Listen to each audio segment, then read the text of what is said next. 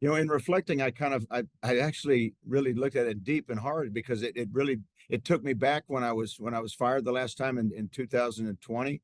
I felt a real urge and a need to come back and try to give back, so to speak, in this league, and that's really what this is all about. I think there'll be even more players going forward that do get the shot in the NFL.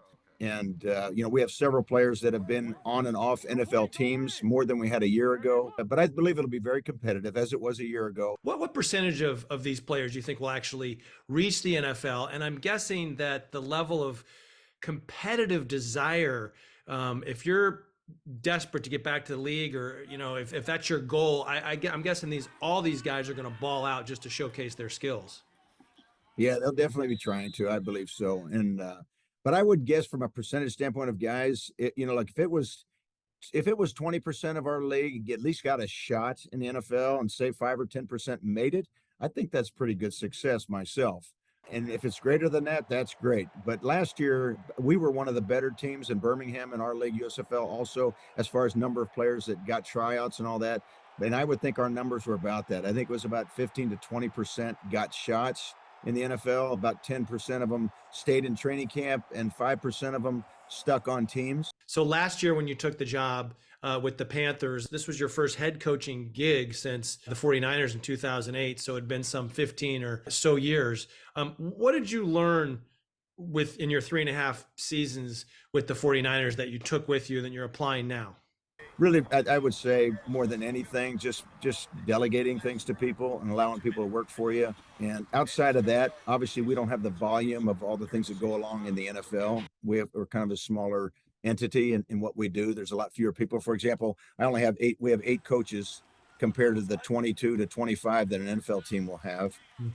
And we have to accomplish all the same jobs in a smaller roster, all those things. But outside of that, I think the biggest thing to learn is just keep the focus where it belongs, and that's on the players and trying to get the best players you can on your football team, not only so that you can have a good football team, but also so you can help them move on. And that's really a real focus in our league with our players, is trying to help them improve themselves. Obviously, in the NFL, nobody's trying to make somebody better to go someplace else.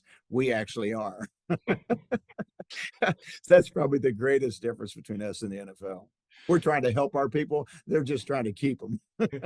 Does it go both ways? I'm curious. Is that a goal of yours to get back to the NFL? Could the players, in a sense, help you get back into the NFL in a coaching capacity? No, it's not at all. As a matter of fact, someone mentioned it the other day. If it came about, my wife was there, and they said if it came about, and I paused only long enough for her to jump in real quick and say no. With the 49ers, we all remember that you honored your father, Dick, who coached the 49ers, by wearing a suit and a tie on the sidelines, a la Tom Landry almost with the Dallas Cowboys back in the day. What will your attire be like on the sidelines with the Michigan Panthers?